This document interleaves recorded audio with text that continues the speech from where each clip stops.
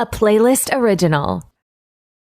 Hello, everyone, and welcome to another episode of Back to the Blockbuster with your hosts, Gaius and Jackson. Another anniversary episode, an Hell yeah. anniversary episode so big that we had to combine the movies into one episode because it seemed to make sense. Because we're doing The Evil Dead and Evil Dead. One is turning 40, April 15th, came out in 1983, and then the reimagining, reboot, whatever you want to call it, came out on April 5th, 2013. So it just turned 10. And then, of course, we have Evil Dead Rise coming out next week. So it's big time for the Evil Dead franchise. And I feel like a good time to look back on these two films in particular. But we did not want to do it alone. We got a guest on with us. You will recognize him. You'll recognize his voice. He's helped me out with other anniversary episodes in the past. Actually, around the same time that I was like having Jackson guests. I think I had Jackson guests like one day, and then the next day I did 25th hour with Yeah, Merc, and then it was like that. I And remember during that. that same time period, but JC Merc with the movies, he's been on the show. I think only for our anniversary episodes. He was on Home Alone 2 Lost in I'm New not a York. Murphy guy. Yeah, Home Alone 2 Lost in New York. He did that one with us. Did 25th hour with me and Goodwill Hunting. Am I missing one? Mm-hmm. Was it No, Bat- no, yeah, those are the three. Those are three. All right, yeah. So really good, fun ones. He's a fan of the show, fan of not just me, and a friend of not just mine. He also knew Jackson for a while too. So this is cool that they're going to be on their first episode together. So Definitely some small world phenomenon going on with this episode for sure. That's awesome though. Yeah, I was happy to have you on, Merc. Glad you joined us for this episode. Definitely a special one. I had no idea what the Evil Dead franchise meant to you, so very excited to see where this conversation goes and what you have to say about the series, because it's definitely a fun one and one I've been very much looking forward to discussing. So yeah, I'm really looking forward to see where this all goes. yeah, it's definitely going to be a fun one. And before we get into the movie, JC, let's tell everyone, in case they don't know, about your Instagram page. I've said this before and I'll say it again. He doesn't even do it for a living, but he covers like news and entertainment just as good as anyone that does it for a living. There's certain times that I miss stuff and I'm like, man, I don't need to cover that. Whatever, it's cool. But the reality is like, See this. but like you said, he does have his wife. His wife helps a lot with like putting the posts and stuff together. But it's just like so quick and detailed, concise. You could tell that he just has a love for it, and I think that's what shows through in all the stuff that he posts. Even if it might not even be anything that he's particularly like interested in, it's just like, yo, this new trailer just dropped. I have to post it. I'll let it know. Just let it know right away. But yeah, he is just a fan of the industry and stuff. You can just really tell. So yeah, tell everyone about the page in case they don't know about it. Well, man, I'm JC. I run Merc with the movies with. I can say my wife because she helps me a lot. So like, I have to say that I run it with her. Like, she edits like the cap. I mean, she helps me edit the captions. She's the one that pretty much does the pick stitches and the trailer stuff. Like I even actually helped me with how to like download videos crispier. But I pretty much like G said, like I don't. This is like a hobby for me. Would I love one day to do it professionally? Of course, I love it. It's my passion.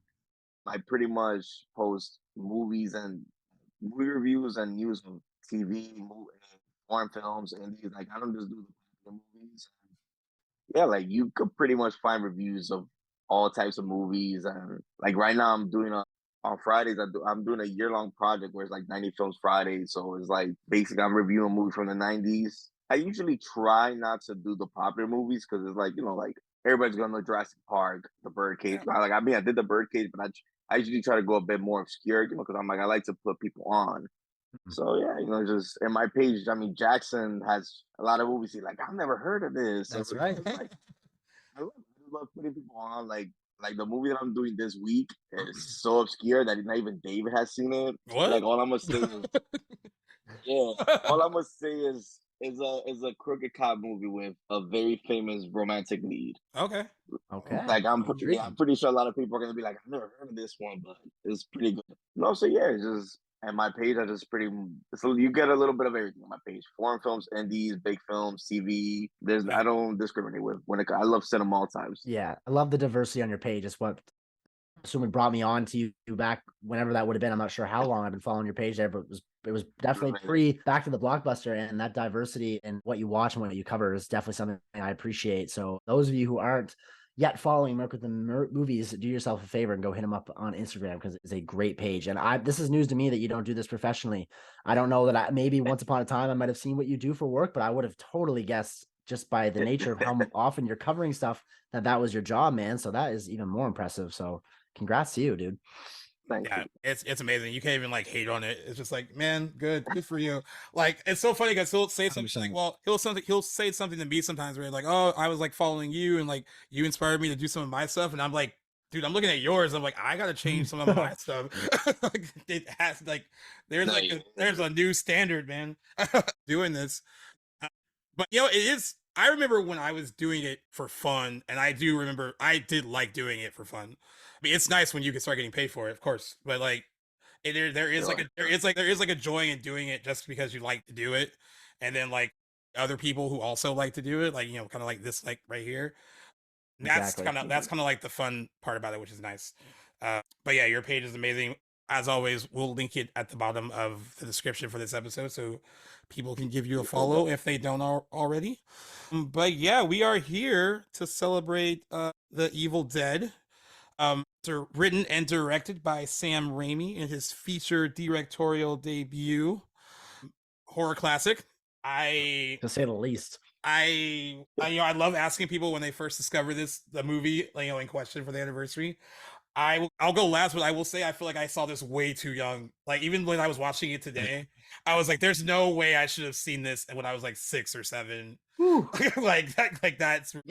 That's how young I was when I first saw the first one. Yeah, and vividly remember being like, because the first one actually does have scary moments. I mean, they get the sequel and then Army of Darkness, they get more comedic, but this, like, there's just some gruesome stuff in here that no 6 or 7-year-old should ever see. But like I was traumatized kid. But I was like sneaking and watching horror movies when I shouldn't have been watching them back then, because I love those type of movies then. But yeah, since you're a guest, JC, I'll go with you. When did you first discover The Evil Dead? Well, yeah, I'm also gonna show my age right here. I mean, obviously not.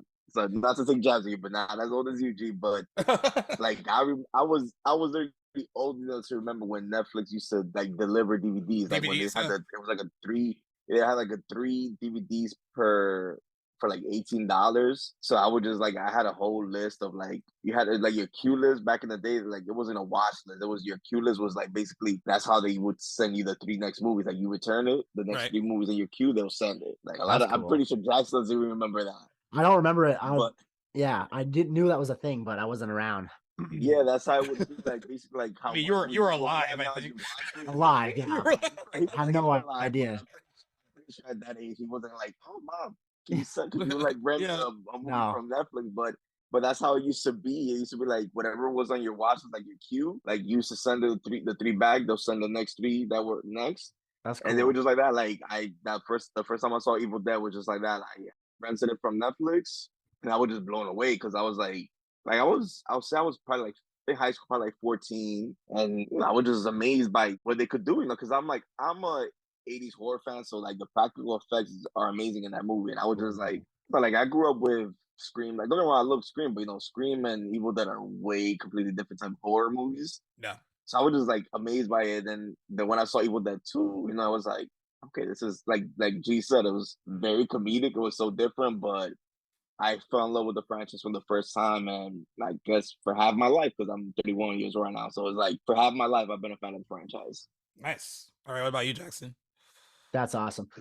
So a little different experience. I can't even tell you what my knowledge of the original movies were.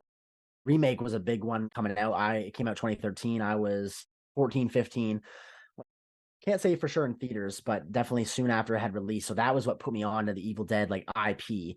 But it wasn't until years later that I'd seen the Sam Raimi's original. That was with my buddy Cam. He's always put me on great stuff, so shout out to him. And we watched it at his parents' house. I would say probably late teens. So I would have liked to have seen it a little earlier, but then again, I don't think I would have appreciated it as much just because of my generation. This would be a movie that would be hard for me to recommend to my friends who even like movies, just because we all know what this movie is all about, what it's like.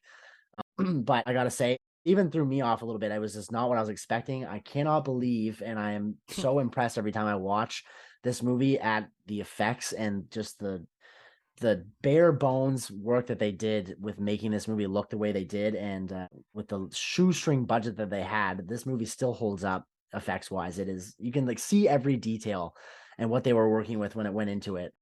But yeah, long story short, I was probably late teens when I saw the first Evil Dead for the first time, and this was after having seen the remake many times by this point, and it felt very much different. But going back, having seen the remake since watching the original, I can see where they definitely pay homage and respects to the first one, and I appreciate that more every time I watch it.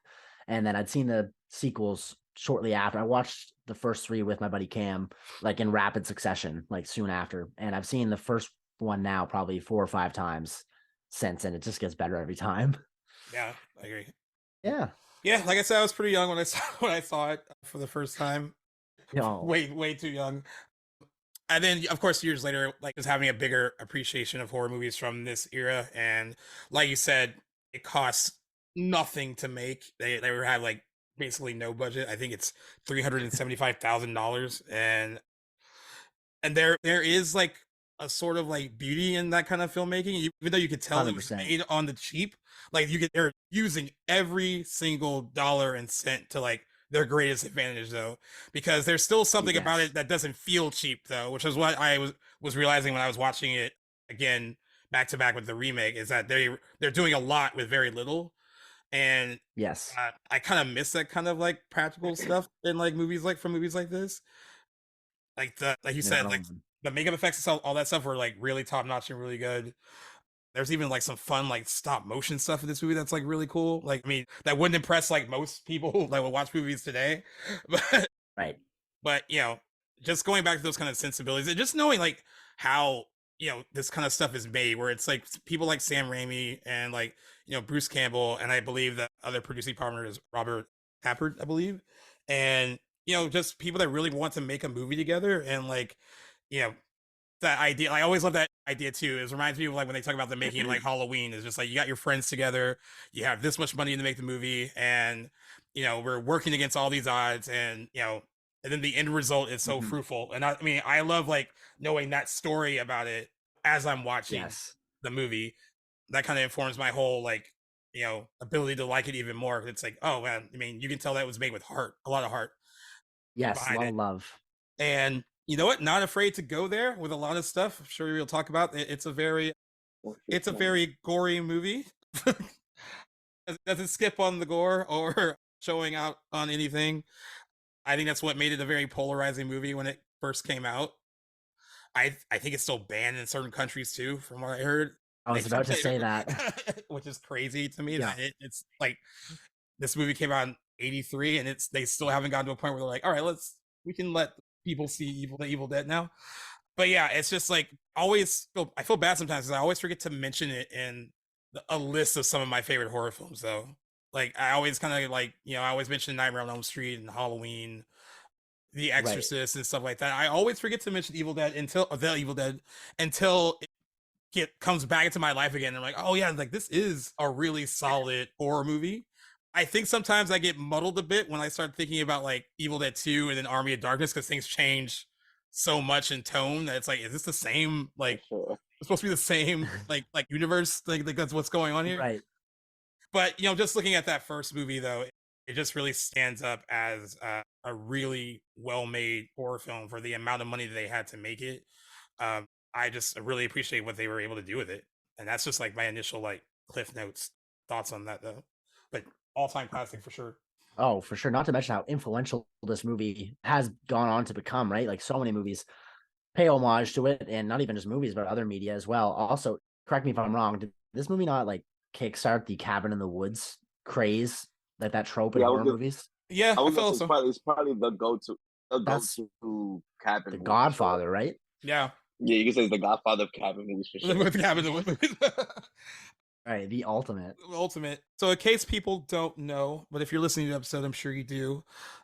If you don't know what Evil Dead's about, the story focuses on 5 college students vacationing in an isolated cabin in a remote wooded area after they find an audio tape that, when played, releases a legion of demons and spirits. 4 members of the group suffer from demonic possession, forcing the 5th member, Ash Williams, played by Bruce Campbell, to survive an onslaught of increasingly gory mayhem. You know what? It's interesting watching this. It's so go back on the humble beginnings of Ash Williams as a character, and not as the badass we come to know him to be. And even though he kind of becomes that later in the movie, I always like kind of forget that, like, oh yeah, he's really not the dude that he's wimp. Yeah, he doesn't want to do anything really. What are your initial thoughts on like him and then some of the other characters? Like, do you think, because I think it's sometimes in movies like this, it's like the characters might come off as maybe forgettable, but I still think like a lot of the people in this are entertaining enough where it's, don't mind being in their company, I should say. What about Jackson? What about you? Like, how do you feel about like some of the characters in the movie? Admittedly, yeah, the other characters, that's not why I'm watching or why I'm revisiting the Evil Deads. Like, oddly enough, like I can't even recall most of the names. Scott, I remember, is the other male friend. Linda, yeah, Linda is Ash's girlfriend. The other two I can't even fail to remember their names, but I go back to that movie for Ash because, and even though he very much is different as he becomes later in Evil Dead properties, he is still very much a great presence. He almost feels, I mean, to the untrained, the uninitiated rather, he's very much presence behind the camera as he is on the camera, which I always appreciate Bruce Campbell very much for, because he put up his parents' house as collateral to get this movie made. He was a huge financier for this movie, and I think was involved in a lot of other technical aspects of making this movie. Literally put his actual blood, sweat, and tears into it, more so than I'm sure many other people beyond Sam Raimi. But he is definitely the heart of that movie. So Ash as a character, although I appreciate him in the sequels and even currently on season 2 of Ash versus the Evil Dead, the Netflix show, I appreciate him more in the sequels than I do in the original, but he is, of course, an awesome presence in the original movie as well. I agree. And he goes through a lot. Yeah. JC, what do you does he ever? He loses some teeth. Like Bruce lost some teeth during the film of that movie. Like, you feel for him. Yep. Yeah. What about you? What are your thoughts, JC, on some of the characters? And no, yeah, I'm the same as Jackson. Like I'm on the IMDb, so I could I'm like look at it. if I got to put like a name to the faces, but yeah, I'm like don't get me wrong. I think the characters, they do what they need to, especially when they become possessed. But it's all about Ash. But I love those type of characters like Sydney, where it's like these not always wimpy, but like these kind of characters that at the beginning they're like scared or something like that, but then by the end of the movie they grow, they become the hero, like like it's good character development, which you don't really see in horror movies. Whereas like a lot of the times you'll think like the badass person is gonna like be the hero, but I love it when it's like somebody that finds the inner strength once, because like, no offense, pretty much how most of us would be if we were to get in some situation. Like, I'm not saying like we'll find some type of strength, but like, we're trying to survive over here. So like I always love that arc in horror movies. Yeah. There's like somebody that's not, like I said, Ash is a win, but sometimes there's like somebody that, like Sydney was a female who, like she found strength inside of herself to pretty much, kill Billy and Stu. So there's always a great arc, but like Jackson said, it's really all about Ash when you revisit this movie, because he's the only one that came back. Yeah, that's true. Yeah, you're right. And the other characters are just more fun because of what they get to do once they become possessed. That's what become interesting. I just wonder how fun that was to play for any of them, or if it was just like seems like a lot to do. I can't imagine anyone could say they had fun on that production, because like those who know the production history of this movie, it sounded very nightmarish. Yeah. From everything from the horrible conditions they were subjected to while filming, the length of the filming, the stuff they had to go through. Like, I know that the some of the Deadites have to wear these like the character or the actors are wearing these like white contact lenses that were very uncomfortable to wear. So they're just going through a lot. So fun when it's all said and done, no doubt, probably to watch your performance and see how crazy and gory and out of hand it gets. But during that filming, man, I feel for these people. You know what I mean? Yeah, I agree. That's how it is with all those low budget productions. Like, they make things, but it's like those are always fun to either listen to the commentaries or just to read up on them, because like they look great, but like Spike Lee, any of those filmmakers that they shot those movies on, like Kevin Smith, the guy was really no budget. He was really he was really I think working all day, filming at night, sleeping like 2 hours, and then going to work in the quick time. Like I always love those stories because it's like that you show that hunger. And a lot of times with these filmmakers, when they get a lot of money, their films don't seem to be as good because they take the easy route because like, oh, I have money now, like I don't have to put that much effort. So I always love these independent like productions when they're made under $1 million because you show like this is somebody who loves filmmaking and wants to make it big because like they just put their heart. But it's definitely like Jackson said, is you could tell they went through a lot because sometimes they shoot these movies like in 10 days. It's like to make a movie like Evil Dead like in 10. I mean, I'm pretty sure. I mean, I'm pretty sure you're gonna get into the production, but I wouldn't be surprised if this is one of those movies where they were shooting them on weekends and then working like their regular jobs on the weekdays. Probably, most likely that's how a lot of these tend to be. I wouldn't be surprised. I mean, it's crazy too because like it's one of those things. I think we mentioned when we were talking, we did a story about Linda Blair and The Exorcist and talking about her experience making that movie, and it was like The Exorcist was like it wasn't like The Exorcist was like a low budget movie, but like even when in those conditions back then, they weren't really taking care of like cast and crew sometimes on sets like that. So can you imagine imagine working on something where there's no money? Like you just always hear people be like, "Oh yeah, I broke my back and there was no medic and like I had to like work through it, like whatever." Or like you have Shutter, right? yeah. There's a documentary on the making of The Exorcist, the way with Friedkin, and like he talks about that how yeah like Ellen Burstyn, like she literally has permanent back damage because when there was like a fall that they needed to make of her and they were pulling her by wires and they pulled it too early and it kind of fucked up her back pretty much for like the woman's like in her mid-80s. She's been a so in the shots in the movie too, which just you can see her scream out in pain. You can hear her scream. Which yeah, I think go ahead, man. Go ahead. I'll save that. No, there was something like when we were talking about just just the production and the lack of money. It says without any formal assistance from location scouts, the cast had to find filming locations on their own. The crew initially attempted to shoot the film in Raimi's hometown of Royal Oak, Michigan, but instead chose Morristown, Tennessee, as it was the only state that expressed enthusiasm for the project. The crew quickly found a remote cabin located several miles away from any other buildings. During pre-production, the 13 crew members had to stay at the cabin, leading to several people sleeping in the same room. The living conditions were notoriously difficult, with several arguments breaking out between crew members. So that's the kind of environment that they were working in. Oh, yeah, and that's just a drop in the bucket of the stuff that they experienced. Like, as I'm sure we'll get to later, like by the end of that movie, they were burning things on set to stay warm. Like, pretty sure the cabin isn't even standing to this day that they filmed it in. Like, yeah, I know, right?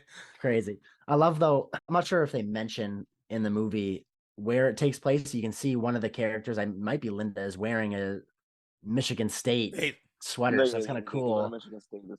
Yeah, exactly. But I remember learning that it was filmed in Tennessee, and I remember being surprised that the geography was even similar to what Michigan would look like, that there was like that woodsy sort of areas in there, because I would have no knowledge of that. But not that it exactly matters, but I can imagine northern Tennessee probably gets quite cold during the months that they were filming, so definitely would contribute to that horrific filming conditions.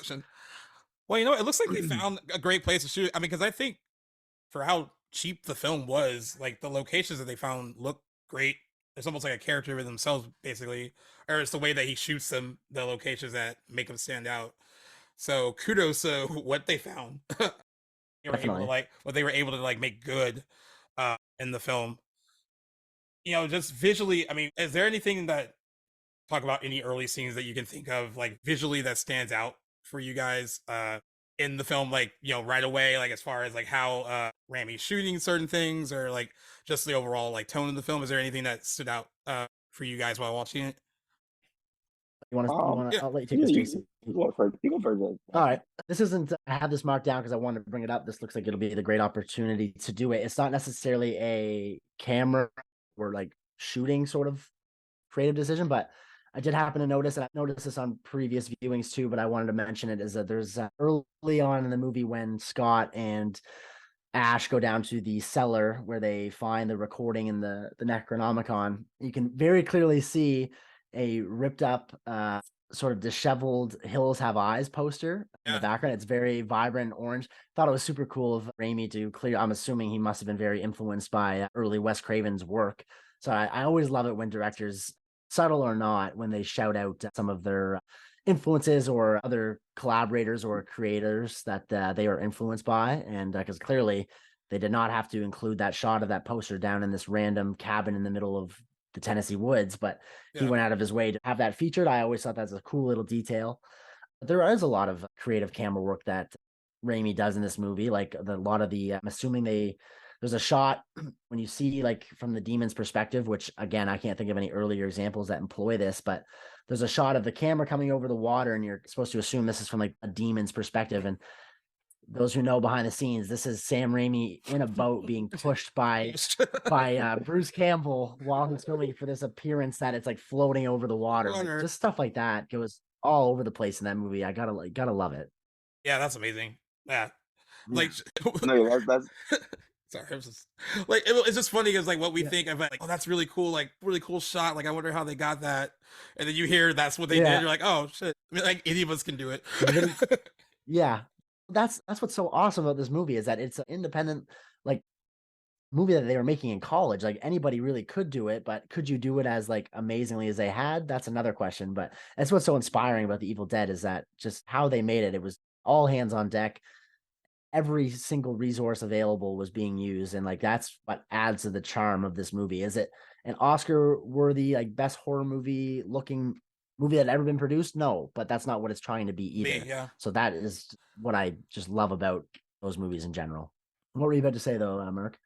No, the shot you was mentioning, like that's that I feel like that's the iconic shot of that franchise. Like they always do that, like in the show, they do it a lot in the remake. Yep. Yeah. It's like that's perspective from the demons is always great. And like she was saying, like and you said like this it's crazy because like we don't I mean we're cinephiles, so we kind of know the way some of these shots tend to be made. Like it's like when you do like aerial shots, like sometimes these people be like on top of trees and stuff like that. Like, that's right. So like what we've been saying about the budget, like you can't imagine the stuff they had to go through to get these shots. I was just saying, like it just attention to details, like his car, the yellow car that's always in every one of his movies, even in the Quick of the Dead, which is a western. It's a western. He hit it like under. Yeah, I think he said like he hit it under like one of those like I don't know how you call it, but whatever those things when the horses carriage whatever that thing is. The whole point is like he even hit the car in one of those, but like it just signature shot like that, like you're just using your whatever all your resources. Like he literally had to use his own car and make sure it didn't get destroyed or anything like that while filming this low budget movie. So yeah, just a lot of creative shots with just the budget he has, and like I would have said this deserved a makeup nomination for the Oscars. Like the practical effects, the stop motion, like G mentioned. Like I was watching it with my wife yesterday. She had never seen it. She had seen the remake, but she had never seen the original. Oh, cool. Like the end when starts to deteriorate and there's like the stop motion. She's like, what the hell? I was like, how they do that? Imagine how much like knowing how the budget was, like all the attention to detail they had to make to do that stop motion. So they probably had to use probably like 1/4 of the budget for stop motion for that. Forcing them to be creative. That's the best part. No budget. Pay shit. That's right. I mean, Campbell made his whole career, so he some sacrifice you gotta make. Worth it in the end, eh? Yeah, very worth it in the end for him. That's amazing. Speaking of that, Sam's car and being destroyed and whatnot, how about that? I just had never like noticed or like paid attention to this little detail until my viewing the other day. But how about that? Like, I guess you could call it a stunt when the vehicle's going over the bridge early on in the movie, and like the front tire falls through like the plank and like it crashes into the water. I'm like, so like as shoestring of a budget this movie has, there's no sort of like, I'm assuming no safety measures really in place. Like who's to say that car wouldn't have went right through that fucking bridge? Like I'm like, that is some dangerous shit. Like I know for such a minuscule part. I'm like, damn, like those boys really went all out. That's when you like even every little. Yeah. So you know that you're just like trusting your friends. You're just really trusting your friends. Like, all right, I hope nothing's gonna happen. Like, no, you're safe. Yeah. You're good. What could have been, eh? I know, right? Yeah. Speaking of more about Red Raimi, they also said that he liked to emulate a Steadicam, but he didn't want to. It was too expensive, so he would use shaky cam, and then that involved mounting the camera to a piece of wood and having 2 camera operators sprint around the swamp. During scenes involving the unseen force in the woods watching the characters, Raimi had to run through the woods with a makeshift rig, jumping over logs and stones. This often proved difficult due to the mist in the swamp. And then the film's final scene was shot with the camera mounted to a bike while it was quickly driven through the cabin to create a seamless long take. That's right. I forgot that it was on a bike. That's crazy. That's crazy. Yeah. And didn't our crash into Bruce Campbell? I think he injured himself. I believe so. Yeah, yeah. Yeah. It's crazy. You know, it's funny. Interesting though, because Bruce Campbell like made remarks about that production, years and years later, and he just said it's low budget, it's got rough edges, but even so, there are parts of that movie that are visually stunning, and I will agree with him that even though their experience making it far different from us, watching it and experiencing it, Yeah. yeah, I'm looking at this part about because we were talking about the actors probably didn't get paid much or at all. I don't know. I can't imagine it was a lot. But they said that Sam Raimi often enjoyed torturing his actors as he believed to capture pain and anger in his actors, he had to abuse them a little at times, saying if everyone was in extreme pain and misery, that it would translate into horror. And then the producers agree with Raimi, commenting that he enjoyed when an actor bleeds for real. While shooting a scene with Campbell, running down the hill, Campbell tripped and injured his leg. Raimi enjoyed poking Campbell's injury with a stick he found in the woods. Because of the copious amount of blood in the film, the crew produced gallons of fake blood with Carol corn syrup. It took Campbell hours to remove the sticky substance from himself. Several actors had inadvertently been stabbed or thrown into objects during production. During the last few days on set, the conditions had become so extreme, the crew began burning furniture to stay warm. Just at that point, only exterior shots needed to be filmed. They burned nearly every piece of furniture left. Several actors went days without showering, and because of the freezing conditions, several caught colds and other illnesses. It sounds fun. Yeah. Talk about production hell. Absolutely. So it's like I did read this interesting part that is mentioning the fake blood. Apparently, I'm not sure how many times this happened, but at least on one occasion, Bruce Campbell's shirt was covered in so much of their fake blood concoction that it hardened and her shirt actually broke when he was trying to either put it on or take it off. Like, yeah, damn. Yeah. And that movie is definitely gory. I don't know if it's necessarily unprecedented. I can't think of many or any movies prior to 1983 that quite utilized blood and gore and effects to this extent. They said that this movie, they think, popularized the splatter film along with like Cannibal Holocaust, I believe, and like one other movie. They said like this, like they said that this, they said that they believe this did, which is why so many. I was watching actually on the remake. They were talking about the original movie and one of the behind the scenes like featurettes, and they said that like young audience like ate this up right away. They loved it. They thought it was great, but they said like older critics who saw it like immediately was like, no, this is like it's trash. It's right. He quoted. I forgot what it was for, some Christian newspaper that said he basically like he was just like it said basically movies like this do not need to be made. And he's like that was one of the headlines he remembered from it coming out in 1983. But he was like, yeah, I know he probably did. But yeah, I mean, I could see. I feel like I've seen gorier horror films though, even from this maybe period. Since. But yeah, I struggled to think of anything quite like that. But I'm sure examples exist. From before, I probably would say maybe I Spit on Your Grave. Like okay, those, that was the other one. That was the other one they named that one too. I didn't know that was remake. Oh no, yeah. The original was from like either the late 70s, I think it was. Oh, okay, that's news to me. And then and then in terms of graphics, I said maybe The Last House on the Left, but that's more like it's a rough one. Like things that we could see happening. Yeah, no, that was more like with the special effects, but there's definitely a lot of movies that probably had that. I'll say probably provoked a lot of stuff before that, but in terms of like you were saying like splatter, I think this probably set like the tone because those horror movies back in the day were just more like real life. Like That Sounds on the Left, The Hills Have Eyes. Those are more like it could really happen because you could meet these creeps that would just rape you and kill you and just kidnap you. But the Evil Dead was more like it's like a tree might rape you. Stuff, so it's like more genre. Yeah. Oh my god, the tree. Tree might rape. Yeah. Well, since I brought up, so when I first one of the times I showed this movie to a friend, they couldn't like stop focusing on that. Like they you're like the rest of the rest of the movie is going on, and then like they kept bringing it up. They were like, "The tree just rape a girl?" I was like, I think Like what? The Like woods what? are indeed alive. There's still like other gruesome stuff going on. He'd come right back to it. He's like, I still can't get over that the tree raped somebody. Like what? What for? I was like, I don't know, man. What do you make of the tree rape scene, Jackson? Dude, it's funny because like I'm a little bit like I wish my viewing experience was flipped because I'd seen the remake before the original, which is never ideal, but I mean I was 15 at the time, that's granted.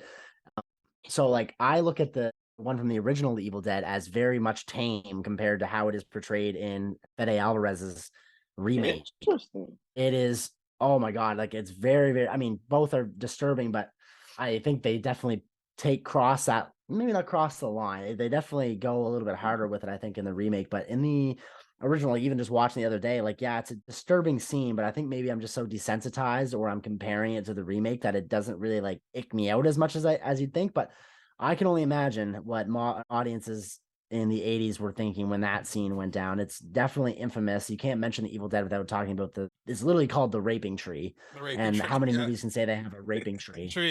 It's iconic as hell, but the remake, I give points to the remake's interpretation of that scene. That one still messes me up, dude. It's gross. It is gross. I'll second that's quite an interesting scene. I wonder who thought that up. Sam. Well, Sam Raimi. Right? Yeah. There you go. Yeah. That's I feel that it's tame. I feel like the remake is. I mean, the remake is very graphic, but I feel like they don't like the original. They like you basically see the whole you tree see like you see it slowly slide up. Yeah. Yeah. Like and it's intense. I feel like I feel like the remake is tame in terms of like what it shows. Yeah, like don't get me wrong, it's a graphic scene, but like the original, you see like the tree, like with the remake, since you already like me and G, we already seen it, so we knew what was happening. But right in the original, like the first time you're watching it, like you're like, nah, they're not gonna do this. Nah, because you already see what's implied. Like she's looking like Van Damme with legs spread, and all that. Then you see that stuff and just going straight to the middle, like, oh, this shit is happening. Hey, again, that's interesting. Perspectives are different from our order of viewership. For sure. No, don't worry. That's how it was me because I saw the Texas Chainsaw Massacre remake first before I ever saw the original. Nice. So when I like even though I know the original is better, I kind of prefer the remake. So like I'm with you. Like whenever I see like that's interesting remakes first, it's like that is interesting. Yeah, like whenever when you see a remake first, it's like it's kind of hard to like when you go back to the original, like you could maybe feel that the original is better, but you might just have a stronger connection. Might prefer the remake.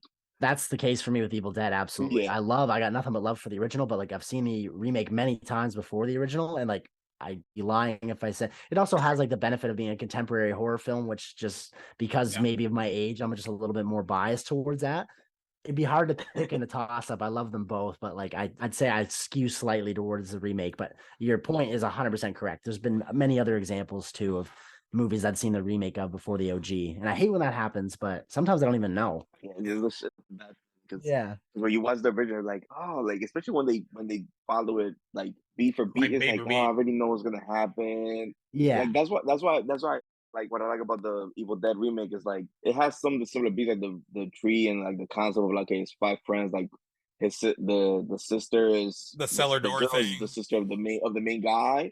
But like for the pretty much like there's no Ash, there's like that's what I like about the remake. Like it has the same vibe and tone, but the story's kind of pretty much different. Like I like this type of remakes.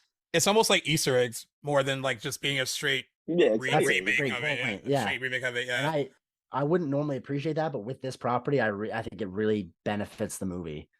Well, I'm gonna say I'm glad I saw this movie for the first time when I was really young that my child brain pretty much wiped that scene out of its memory because I didn't remember that when I was a kid watching it, like the tree thing.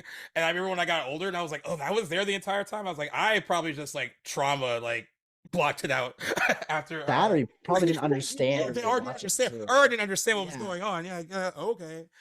Why is that tree holding her down? Yeah, and then the worst part, after you see the Evil Dead, after when you're old enough to know what's going on, you think that could be like it for her, but no, she goes through more shit. Like that seems like a scene where like that would be the end of that character. It's done, and like no, there's still more that happens. It's crazy. What I will say about the scene in the remake, though, I think there's parts of it that make it a little bit more intense. Like I don't know if it's just the actress the way she's like handling that scene, like, 'cause it, like the way it like wraps around her neck first, and she's like choking and like it holding her up. Like, I feel like it goes on a bit longer before that stuff happens. So I could see like that part being like, all right, it was a little bit more intense in areas, but with Merc, when you're like when you said like you watch it slowly, you do watch it like slowly. Like, yeah, what's and yeah, trying to make it sensual. It's not.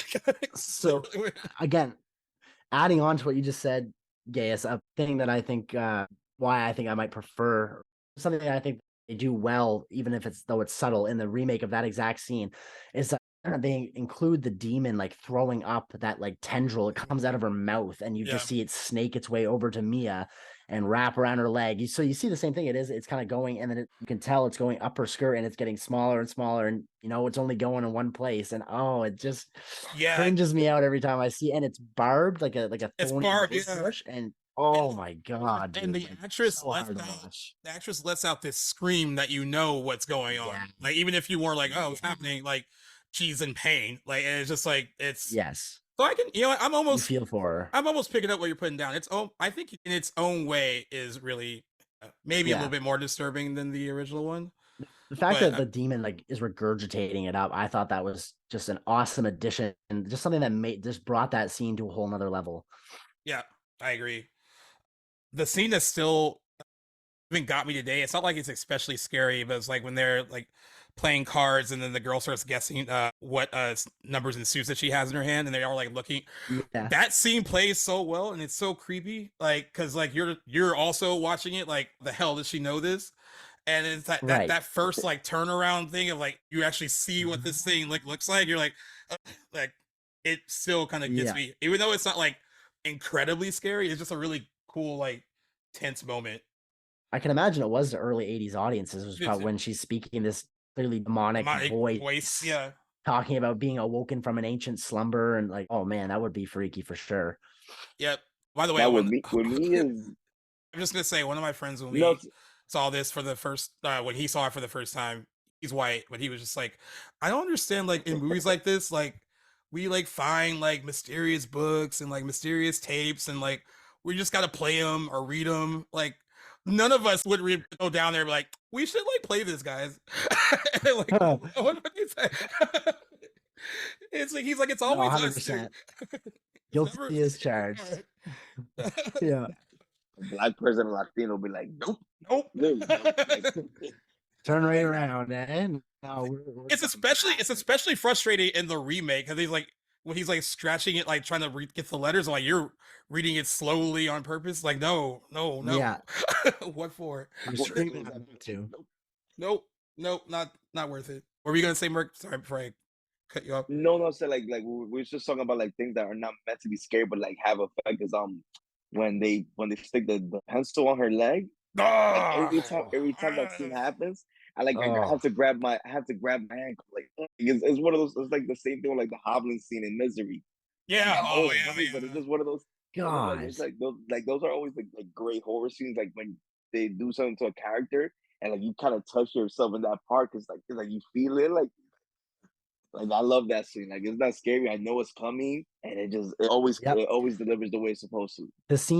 That scene for me in the remake, and I'm sure I don't have to elaborate on it for anybody that's seen it, is the X-Acto knife lick. That scene to this day, I remember watching it for the first time at the ripe age of 15, and that scene fucking traumatized me, dude. When she splits her tongue open by licking that knife. Oh my god, it's hard to watch to this day. I'll watch it, but I'm always asking myself. It is a great shot.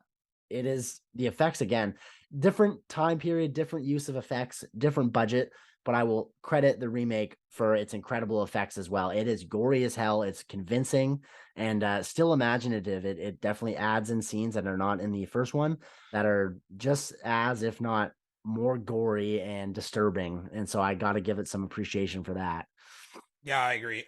It's good. It's interesting too, because like you're still getting a lot of cool, most like practical effects in the remake too. Like there's stuff they're not shying away from. But I guess there is like a bit of a novelty to how seeing what they would do with like a low budget from the original and still do convincingly. Exactly.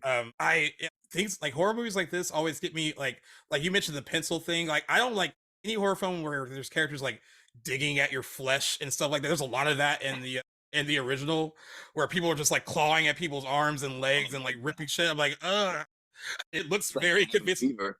Yeah, it looks very convincingly real. Yep. I don't know. Yeah, yeah. Ugh. I don't know, man. It's just That would you, with you. it's so good, but Is done there so well. Yeah. Is there a scene from the original that not necessarily a favorite or maybe a favorite, but any scene from the original Evil Dead that sticks with you guys that you prefer over others for any certain reason, or one that you are always anticipating when you're watching it or anything like that? Yeah, like no movie actually like for me is the pencil and the rape and the tree rape. Like I'm not saying Yeah. like I'm like hey tree rape, but it's Pretty right. just No. it's just incredible how like I said, like we've been talking about it. Just like what they were able to do with a low budget, like it's an Totally. incredible thing. So it's like we're cinephiles, so like there's always an admiration like what they could do with that budget. So like those are two things that I always look forward to like pretty much anytime they're possessed with the white eyes, and I mean, granted, like you just said, like they were pretty much because I know how when those contacts, those tend to bother the actors. But there's anything like anything those two scenes and anything with like when they're possessed, because it's like I just love makeup, I love practical effects. So it's like the example is like this the remake of the thing or prequel, whatever they're supposed to call it, the 2011 one, like. Right. I like they did CGI for the creatures, so I'm like, no, I'll take the practical effects from the Carpenter one. Any So day of it's the like, week. yeah. So I'm always have an Prequel's appreciation for not the bad effects though. I got a soft Yeah, spot for the it's prequel, okay.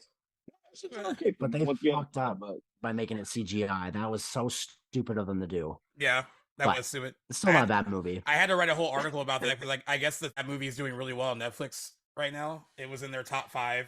they never understand. Really? Yeah, it looks like people Yeah, are like, yeah. It's like I guess people were like, I didn't know this existed, and they started watching it, and It's got a and great cast. but they were revisiting that whole thing. I guess like they really did want to use a mix of like CGI and practical effects, but they had like a test screening for it and this like didn't work out. yeah, I read that. Yeah, and Ugh. yeah, so then they went full like CGI, which is so crazy because like John Carpenter's The Stupid Thing audiences. is like known for it's like it, groundbreaking like use of practical effects, and Exactly. that's why that movie is considered a classic now. I mean, I know when it first came out, it wasn't received too well. It's like one of those things that was received better over time, but like that was one of the things that people did enjoy though was like they were doing with practical effects in that movie was just insane, like, ridiculous. Absolutely. I'm trying to think of any scenes that really like. I think a lot of it is what like Merc was saying. Like, there's a lot of like little moments in it that stand out for me. There's certain images, like the whole like, and I'm glad that they actually use that in the remake too. The whole like cellar door, like her being underneath the cellar door and like kind of like Oh my poking her God, head yeah. up and doing all that stuff. That's iconic. That stuff is creepy. And I remember when I first saw the trailer for the remake and they used that in the trailer, I was like, all right, I'm all Scared in. the shit out of me. I'm all in on this. Yeah, I think it's a series of like really good, solid moments, and like I think because a lot of people, again, if you like think about the second one and then Army of Darkness, they're for some people like I have a friend that there was a common misconception where he was like, I thought they were all supposed to be like funny, stupid movies, so I never really paid it. Oh, no. So I finally saw the first one. He was like, oh, this is actually like a legit like horror movie, Straight up horror.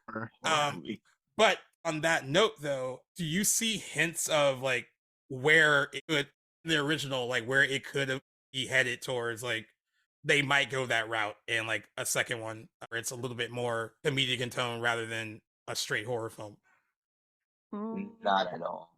Like Yeah, there's little jabs. Like most horror movies always have little jabs, but like for Exactly. it to have gone zany, like Marx Brother type comedy, the way that the second one does, especially Army of Darkness is it's a just full straight. fledged comedy. Yeah, That is not a horror movie at all to me. But nah, I would not like it's not like Ash, because Ash becomes the Ash we know, like Jackson said in the sequel. It's like Yeah. the groovy, the smart mom. That's the sequel. Like, which I mean, I'm more of an Evil Dead 2 person than don't get me wrong. I love the first, but between those two, I tend to gravitate more to the second one because it is like he goes bonkers. Like everything when he goes to the tool shop to the like My favorite that part whole of the movies is that when he's constructing his arm and he's making his Yeah. boomstick and he's like, groovy. That's my favorite, Like, man. yeah, I like love it so I'm much. a Evil Dead. I'm a Evil Dead 2 person more, but I would have never thought that it would go to the comedic route the way the sequels did. Yeah, I'm with you. Even just having watched it the other day, I always associate, like, you can't, having seen the three, you can't watch the first one and not think about like the comedic moments. I think there's breadcrumbs. I don't think I would be surprised if anybody who was anticipating Evil Dead 2 a few years later was expecting it to go that direction. Like, there's nothing horror comedy to me about the first one. If anything, I'd say like there are still some pretty ridiculous, I guess you could call them like funny moments of him like when he decapitates one of the deadites. Like, it's pretty zany, like physical comedy, but Yeah. not. I do think it very much takes itself as a serious horror movie. Like, that's what it's trying to be. But of course, with some sprinkles, like you said, JC, of comedy in there, that's just very common of horror movies. But no, I don't really see. I'm curious as to what creatively was going through Sam Raimi's mind when he decided to do the second one in the way that he did and completely switch it up. But I'd be remiss if I said I didn't acknowledge that there's moments of levity and comedy in the first one, but not nearly to the extent in the sequels. Yeah, I don't really see a ton of hints. I was just wondering from your guys' pick. I didn't like. There's stuff in it that might be unintentionally funny. Like, I don't know if I was meant to laugh or Yeah. not. Like, there's a scene where like Scott's clearly fucked up, and Ash is trying to like give him water, and he can't like drink it. It's like dripping all down his mouth, and he's like, "You're gonna be okay," and then there's just a lot of moaning, like, and clearly he's not gonna be okay. Right. But it's written, I guess, as like an endearing moment. But as I'm watching it, I'm like, this is hilarious because he clearly is like fucked up. He's not gonna be okay. Yeah. But like, Or when yeah, go ahead. when Ash, I can't remember whose head he cuts off, but he cuts off the head of one of his friends and lands on him, and it's just spewing blood all over him. Like, that's kind of funny to me too, and that's very indicative of like what the other ones are like. But what were you in the middle of saying there? No, that was one of the moments I was going to point out too. It's just little moments like that, which I guess you can like take and make more comedic, like outwardly comedic, in like that kind of situation. Like, all right, this could be funny if we like stretch this out a bit more and like do more of this. But yeah, I don't really see anything in particular in that first one that goes like, we're gonna go down the horror comedy route a little bit and Right. a little bit second one and like a full fledged comedy by the time we get to the third. Because I hate to say this, because I know I'm not an Army of Darkness fan at all. It just goes to, I mean, I like Bruce Campbell, and I think he's cool as Ash, but I prefer, I love the Evil Dead. Even Evil Dead 2, even though it's funnier, I still like has enough of both. So, Right. but Army of Darkness, and I used to have friends in high school that loved it. It was just never my jam. I don't know, never been into it.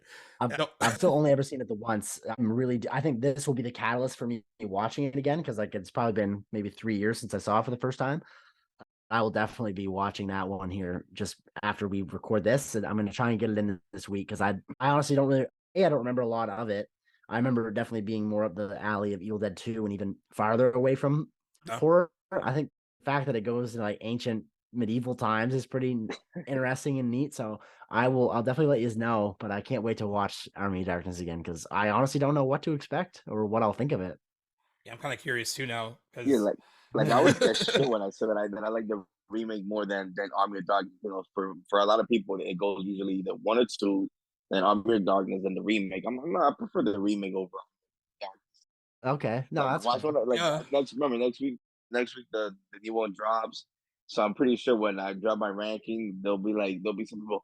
Oh, how dare you not have Army of Darkness #3 at least? I'm like, it's fun, but it's not Evil Dead to me. I'm sorry. Yeah, Well, they feel very far apart. It's totally is too different because, like you said, like Evil Dead 2 at least still has horror elements. The Army right. of Darkness, like I'm not big on medieval stuff, so but I like Evil Dead, the 2013 one, is probably one of the best horror movie. I know some people don't want to call it a remake, but I guess that's how they promoted it, right? It was a remake. I don't even know what to call it, honestly. Yeah, I think it's one of the best horror movie remakes out there. I don't even really think it gets enough credit for being one of the best. Because I kind of compare it favorably to the Texas Chainsaw Massacre remake, which I thought, and I love the original, but that remake is different enough where it's not feel like it's like just copying the original movie, but still pays proper homage to the original film. And I think that's what the Evil Dead remake does too. Like, it completely, 1,000%.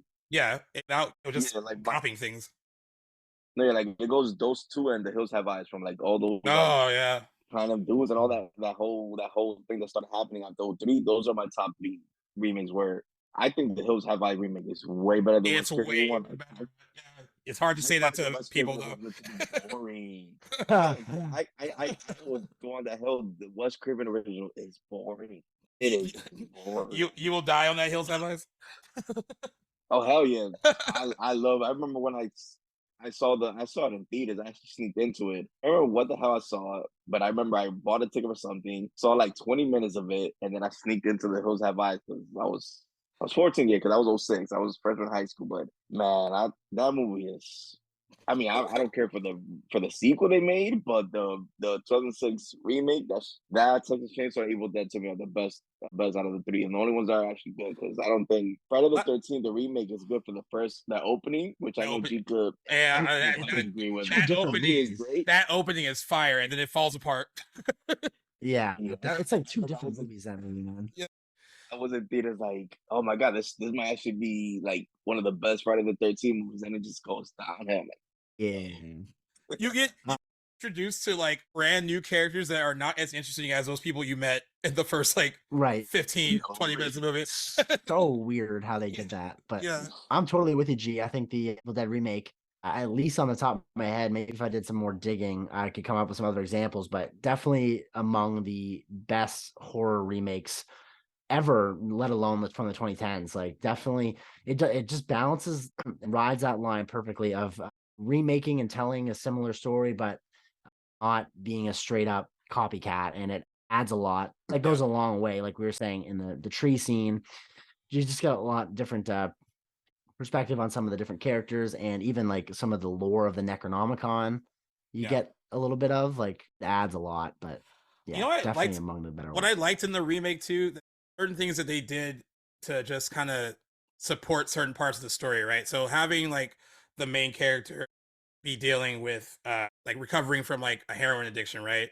And she's gonna be in that she's gonna be in that cabin, and she's gonna be going through withdrawal. So they make sure to let you know that like she's going through these withdrawals, she's gonna maybe be seeing things, like all this other stuff, right? So it kind of sets you up to like not really believe her cover, right? Yes. So, like, and like it might be a cheap way out to like kind of like, oh, like you're seeing things, you're imagining things, but at least for this for those characters within the film, it creates a good excuse for them to not believe her. And like, you know, like I thought that was like a good touch. And also for the remake too, I mean, I think I realized this when I first saw it because I saw this on opening night when it came out, but watching it again, once it fucking starts, it doesn't stop. Like, no. you don't have time to breathe. Really, once you get introduced to everyone, and that's about it. There's like a little bit of exposition, and then like I was telling Merc, like I was watching it on 4K, and it looks great, it sounds great, but it's a loud fucking movie. It's a really like there's a lot of shrieking and a lot of like hard musical chords and like a lot of stuff that goes on. It almost puts you in this like kind of like visceral headspace with them though, because you're like kind of like uneasy the entire time, just waiting for like some kind of moment to like make you jump or whatever. I think Fede Alvarez did a really good job of just crafting a horror movie that attacks like all of your senses basically. In a very similar way that like Sam Raimi did with the original, I think he did enough to like pay respect to him, and then also like did his own thing with the remake that I really put his own stamp with it for sure. Yeah, I really enjoyed. He definitely stuck with him on the gore. I mean, I would remake is gorier. It's gorier. I mean, especially if you watch the unrated one, it's about like 6 minutes longer, I think. It's like, there's a lot going on in it. Dude, there's a scene where Jessica Lucas, when I forget the guy's name, when he's walking to the bathroom, and you know that she's gonna be like cutting her jaw or mouth open. It's what kills me before you see it is that you're hearing it in the dark, because he's like walking into the room, and like you know what she's doing, but like it's just like, oh, like you're just waiting for them to show it, and then they do, and it's just a really brutal scene. That girl goes through. Actually, they all go through a lot. I was gonna just say, Jane Levy goes through a lot. Jane Levy goes through a lot too. I mean, she. Oh my god, she gets through hell in that movie. Which one is she? She's the lead. I mean, like the main girl. Mia. Yes. Like she goes through the ringer, and I guess she gets a little bit of the break when they put her down in the cellar. But like, it's like once she comes back from that, she gets even more. Like the last fucking 5 minutes of that movie, they was like, no, we can still do more to you. We can like drop a truck on your hand and like you can rip it off. Like it's crazy.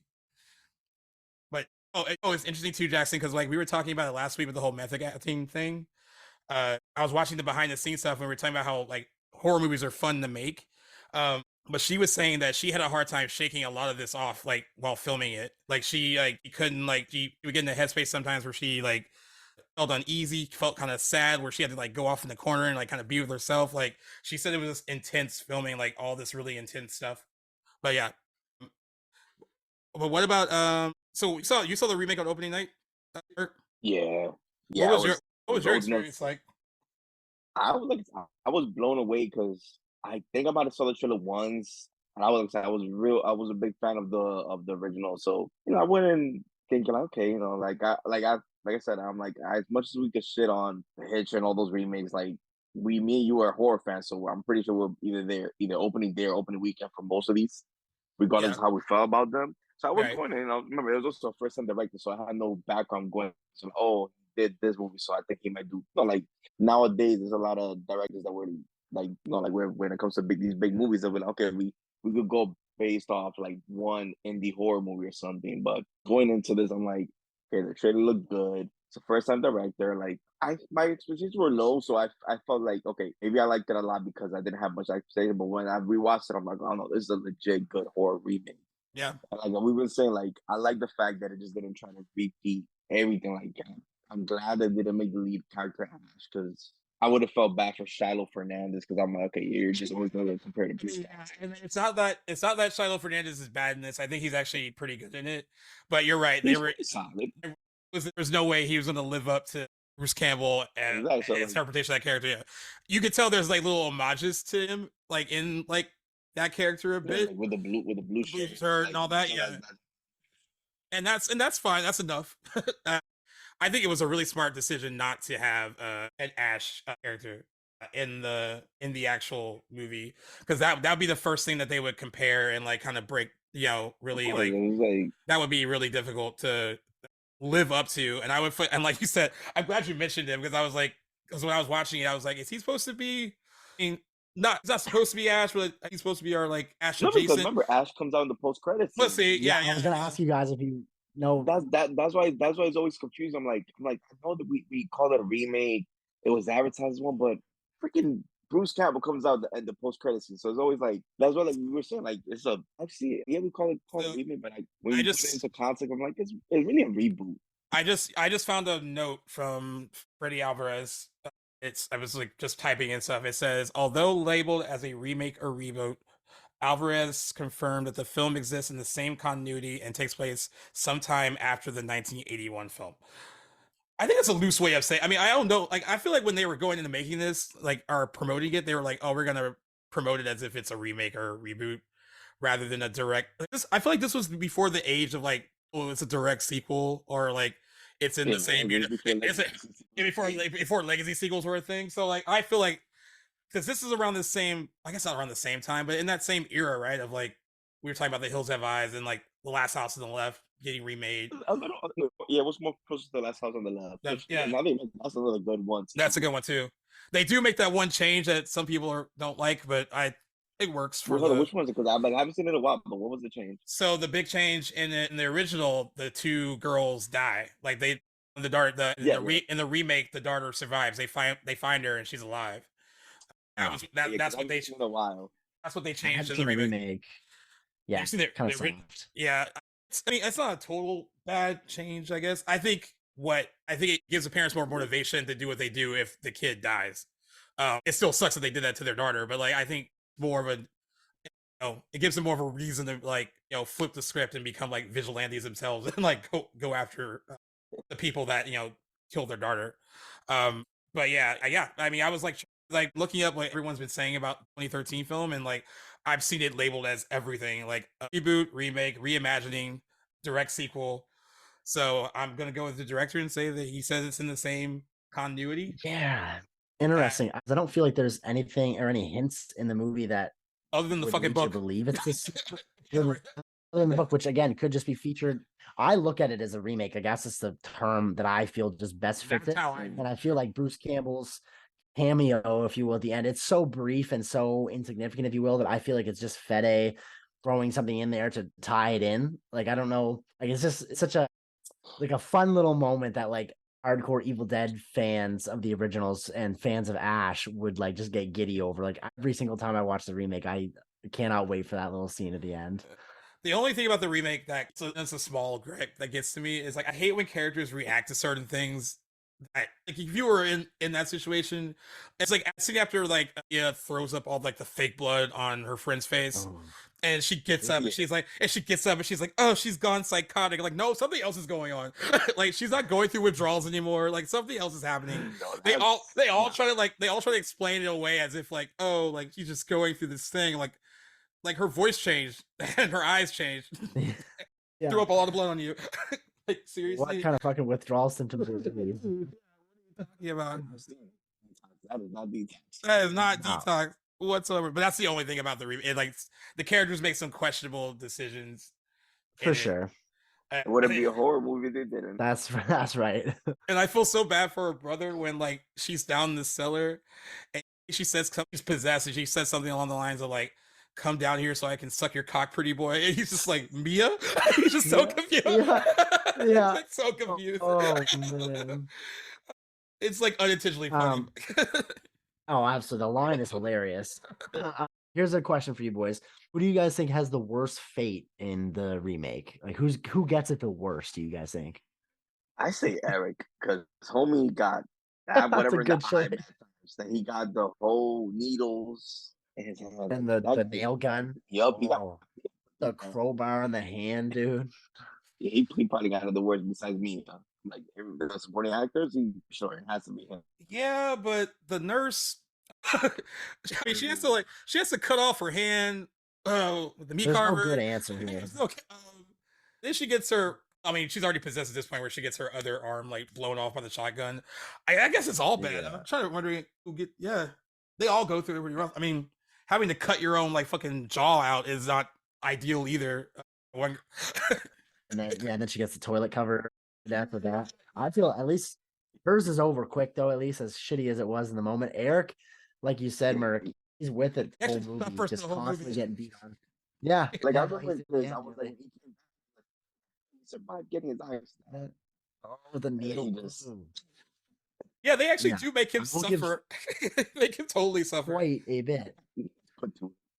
By the time he's like finally possessed, you're like, oh, like this would have happened a lot earlier to you. Yeah, this is probably the best case scenario for him right now. At least he's not suffering in he's at least possessed now. You know what else gets me about the remake too? And it was crazy. I would love a horror movie for not giving you a total like happy ending. I feel so bad that like brother and sister like come together at the end. Like it seems like they're gonna make it and there's gonna be a happy ending. Yeah. They even do a callback to that line about, I'm so glad you didn't leave me, like promise you'll stay with me until the very end.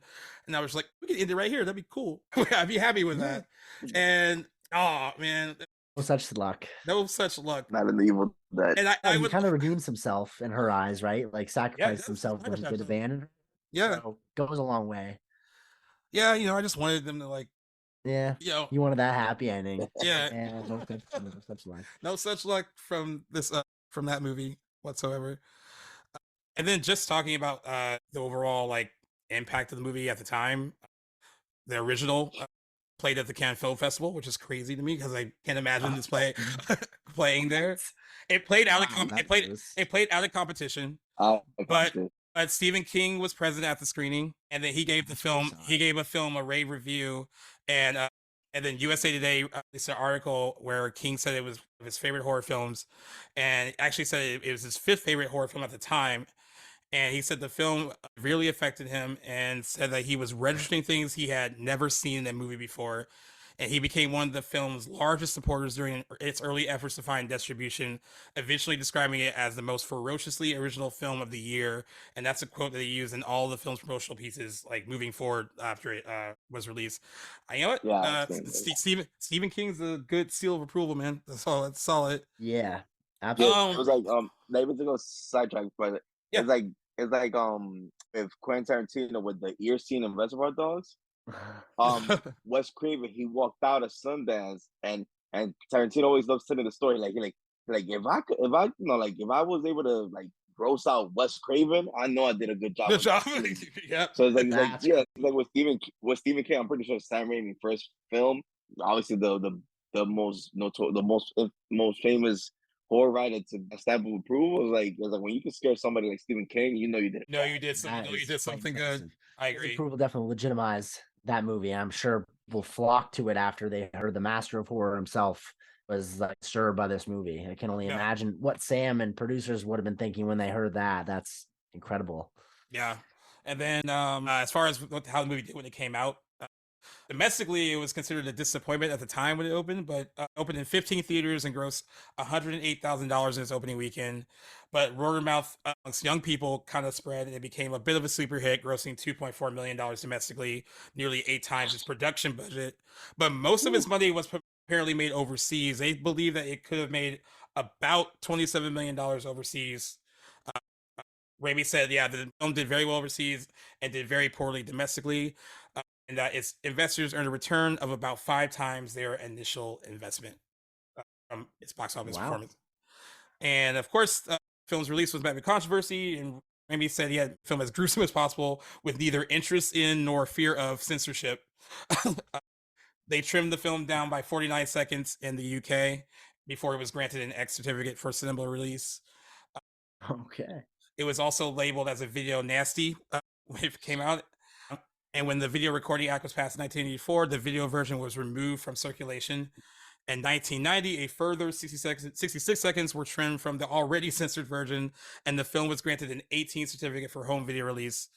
2000, the uncut version was finally granted an 18 certificate for both cinema and home video. In the US, the film received an X rating.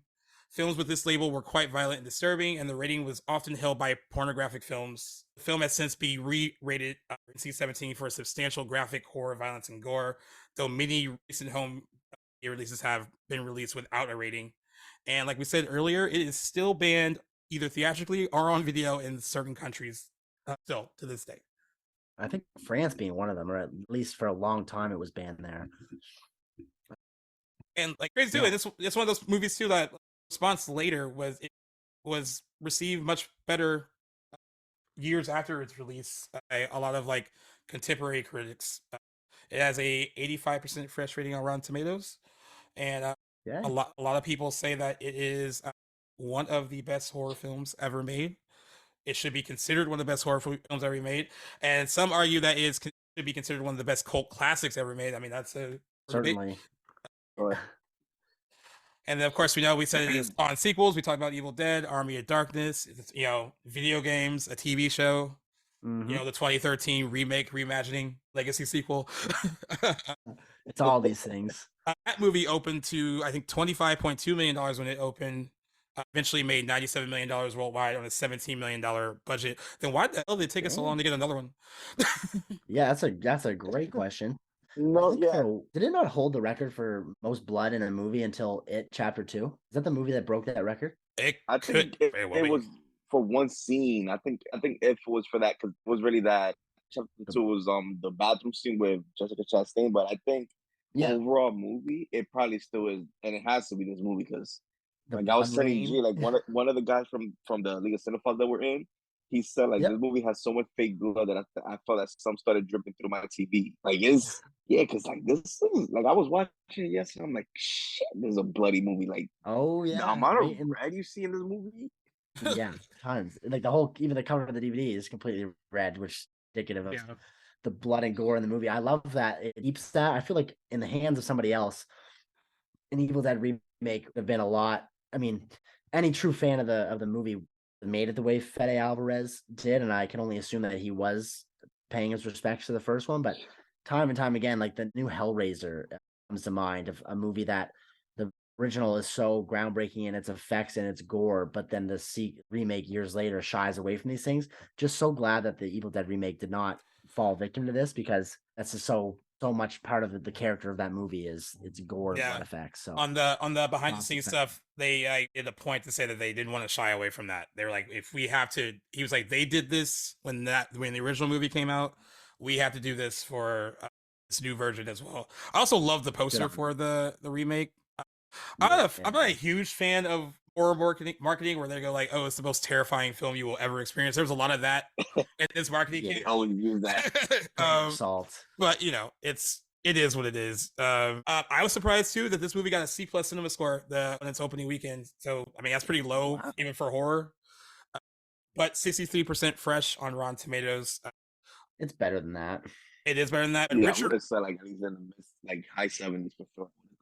Richard Roper, he gave it a negative review. He gave it 1 star out of 4. I just don't like what he says, because he says he criticized the film's unoriginality, the character's lack of intelligence, and the film's reliance on gore for what he felt were cheap scares. He concluded his review by saying, I love horror films that truly shock, scare, and provoke. But after 30 years of this stuff, I'm bored to death and sick to death of movies that seem to have one goal. How can we gross out the audience by torturing nearly every major character in the movie? Did he not know what he was watching? I know, right? Exactly. I'm like, you go to the Evil Dead. Or did he see the original Evil Dead? Like, you actually have to wonder based on that review. Like, that is just nonsense. But whatever.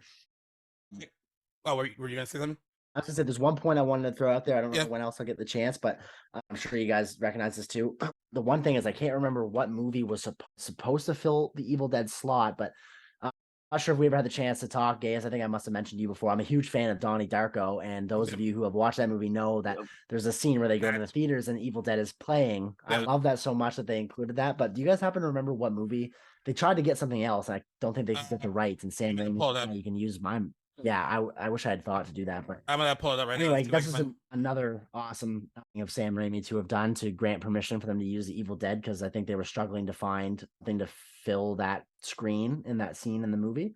So just another cherry on top. I actually that's my favorite scene. One of my favorite scenes in Donnie Darko. The music and stuff in that scene. Frank and I love that. I want to say The Thing, but I don't know why I'm thinking that. I try to see if I can find it.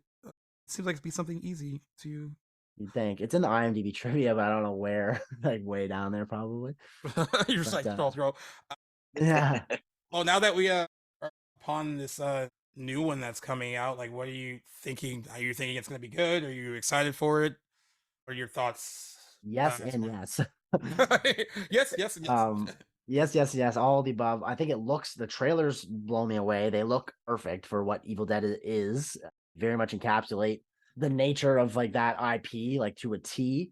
And I am over the moon excited. I was thinking back to what you said a few moments ago, based on the success financially of the Fede Alvarez's version. I can't believe that it's taken 10 years to get another one. It blows my mind, honestly. But couldn't be more excited for an Evil Dead movie. What about you, Merc? No, yeah, I think what Jackson was. I think they were trying to figure out a way to do a sequel. That's why it took so long. So they just decided just to reboot it again. But like Jackson said, like the trailers look incredible. The response from South by Southwest has been excited. Like this still has like a 96% Rotten Tomatoes. So like me and you were talking about it. Like it's only like probably like 20, 30 reviews, but when a horror movie starts that high, it's always a good sign. I did not know that. Yeah. Yes, I think it's maybe the highest in any of them. So it's like, when something starts that high, like even if it goes down to 78, you know it's going to be positive. It's not negative. And I'm excited to see it take place in a high rise. Like take it out of the can and give it something fresh. That's what I'm most excited it's for. It's gonna be fun to see because it's like because I think Insidious Chapter 3 takes place like in a building.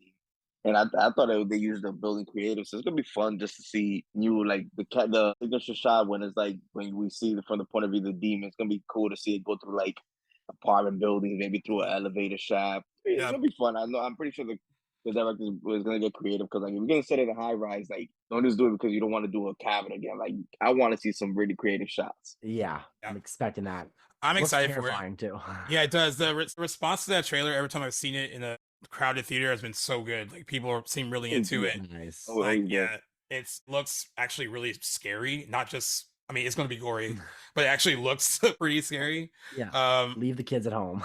And it's so interesting too because like we were talking about how this franchise originally went down the comedic route and then they wrapped it back around to like being like a straight up horror movie. I wonder if there was ever an opportunity where they were like, okay, let's try to like keep this funny. I guess they kind of did that with like the TV show where it's like a little bit like Oh, they the have TV like show. TV shows yeah, full camp. full Yeah. camp. But like essentially that like with the movies, they were like, all right, we're just gonna bring this back around to being like a scary movie, and they've stuck with that, and probably for the best. I think so. Yeah, I think it's a good decision. I think they could have lost people who weren't sure what they were gonna get if they walked into a horror comedy, especially the way that it's marketed. Yeah. I think it's best off just remaining. Sam Raimi's not going to be creatively involved. I know he produces most, if not all, of Evil Dead stuff. If he's not making it, I'd say keep it straight horror. That's just probably where best it's going to become the best. By the way, I did not want to leave you hanging in the movie theater scene. Richard Kelly originally intended to have Donnie and Gretchen going to see Chud, CHUD, from 1984. However, there were problems with finding out who owned the rights to the movie. Finally, Sam Raimi came to the rescue by allowing Kelly to use footage from the Evil Dead free of charge. Nice. What a good guy. Yes, Ken. I'm glad you brought that back. So that's Chud. Good. Very good, Chud. I wouldn't have ever guessed that. Like, oh, it's Chud. Yeah, you mentioned it came back. Yeah. That would be a good one, too. All right. Well, it's fun celebrating fucking 40 years of Evil Dead, even 10 years of Evil Dead. I told Jackson I watched them back to back, and I mean they hold up really well. I even will say that even the original more so. Like in a lot of ways, it's just for something made back then for how much it costs. Like still looks great and just holds up really well amongst other maybe movies that came out during that time period. And whether or not you want to consider the 2013 one like equal or whatever, I'm going to call it a remake or at least a reimagining. Yeah, probably like we said earlier, one of the best of its kind as far as like staying true to the essence of the original but also kind of like paving its own way a bit. But yeah, I'm excited that we still have these things like all these many years later and we can still talk about them and look back at it. I'm not sure if Eddie Alvarez knew that anyone would look back at his film 10 years later, but I mean still I mean a lot for his career too. I mean, there he did like Breathe, right? Did he do that after? Yeah, a couple of years after. Yeah, awesome too. The Spider Web and an Alien. Yeah, he just loves tackling these IPs that other famous directors have touched upon it. But I'm excited to see him tackle Alien because I'm like I love. Oh my god, that's right! I forgot about that. Yes, but he's a good person to have. I'm afraid that it's gonna be the same thing as how a lot of us felt with Prey because his Alien movie is going straight to Hulu. You can't put Alien movie has to be in theaters. Yeah, it does. So I'm hoping it's like how how we were talking about how Evil Dead Rise was supposed to go to HBO Max. Test screens were great, so they were like, you know what, we're gonna do this. We're gonna take it to theaters. I hope that's the case with his. Right. Because I'm like an Alien movie on just going straight to streaming is like, come on, like that is a bummer for sure. I love Alien, like probably one of my favorite properties, so I'll be watching it regardless. But it's too bad that it won't be in theaters. But even like that, that's even like that third one and that fourth one. Oh no, okay, take that into the equation. It's been a long time. I haven't even ever seen Resurrection because I have no interest. But the first two, what's that? It's better than Alien 3. It's better than Alien 3. Yeah. I think it's a little, just a little bit though, not by much. A little bit, yeah. A little bit. But all day. I love Prometheus. I know I'm in the minority, but I actually, and this could be a whole other discussion we have someday. I love Alien Covenant, Covenant. It's a comfort movie for me too. I swear to God, dude, when I'm in a bad mood or I want to watch something that reliable, dude, I will throw on Alien Covenant. I don't care and chat about it sometime. But that's right. That Alvarez doing the next Alien. That's great. And before we close out, I just like Sam Raimi, where he started and where he went is just an incredible career trajectory. Like, not even just talking about the Evil Dead franchise. Like, I love Darkman. I don't know, that's a underrated movie of his. I love that movie, but I haven't seen it yet. It was like hints of like it has like elements of like the horror stuff that he was known for, but also gave early hints that he could take on something like Spider-Man. Like if you watch that, you're like, all right, he can direct like an action movie and he can handle all that. And you see a lot of that in Darkman. And like I love that he can do like big franchise stuff. I mean, I've talked to Merc about Gifts. I think I talked to you about it too. He directed that with Kate Blanchett that we were talking about earlier, and and Katie Holmes and Keanu Reeves. There's a really stacked cast. It's so good. Oh, He nice. Simple Plan is really good. Simple Plan's great too. Like he can bounce around from like really smaller projects to like these big franchises, and I love that he still produces horror films through like his like Ghost House Productions. Like, you know, he was instrumental with like getting The Grudge remade here and like having that done. Oh, Yeah, nice. I did not know that. so that, I mean, he is, for me, like I don't think he gets talked about enough in terms of like what he kind of contributes to the industry. But I would like, Absolutely not. I want to do that right now because I think he's a really great filmmaker, and just watching someone come up from like, I'm making this movie for $5 to doing what for doing what he does now, I think is just like impressive. So just wanted You to throw gotta that out there. respect it. I And totally respect he's it. a very influential and inspiring director, to say the least. He's Yep. definitely one of the foremost inspirational directors that comes to mind, at least when if you ask me. Sam Raimi earns everything, all the praise that he has. He's incredible. Yep. Well, Yeah. Merc JC, thank you for joining us on this anniversary episode of The Evil Dead and Evil Dead. It's fun to have you on. Fourth time now. Won't be your last. Hell no, He already has like he already has certain anniversaries where he knows I like the movie. He's like, yo, I'll be there if you want me to be there for that anniversary. I already told you the faculty. You Yeah, put anybody else, I'm gonna be mad at you. I'm like, I know. I'm like, nah. It's got to the point where I saw the. oh, someone said Oh, something. when you put the wild things. Oh, Mark. I'm supposed to be in that way. Yeah. All I'm saying is like, I see anybody else in the faculty episode, I'll be like, yo, G, What happened? what's going on? Like, I was supposed to be in that one. That's the one that I'm calling dibs like 6 months in advance. Yeah. He's the kind of person now I where he love knows that. exactly what movies I like, and he'll be like, yeah, that movie turns like 10. I'll be on that one if you want me to be on that one. Like, That's awesome. that was cool. Yeah, always a pleasure, buddy. And as always, Jackson, sign us on. Yeah, absolutely. Just wanted to throw in my 2 cents too. AC, man, it was great finally getting to meet you after years of communicating online. You're a loyal friend of the podcast, and it was great having you on. And I'm excited to see you back on whatever anniversaries you join us on. You know what, the online movie community is better with you in it. So again, guys, if you haven't, or if you don't follow Merc with the Movies on Instagram or wherever else you're active, JC, go give him a shout out. As Gaius said, we'll have you linked in the description of the video. Thanks a lot for joining us, brother. Good movies with you guys as always. And for those of you listening, you guys know where to find us wherever you guys get your podcasts. Make sure you guys stay tuned to our regular scheduled programming, and you can find us on any social medias at Back to the Blockbuster. So thanks a lot, guys. It's been a pleasure chatting Evil Dead with you guys. Very good at this.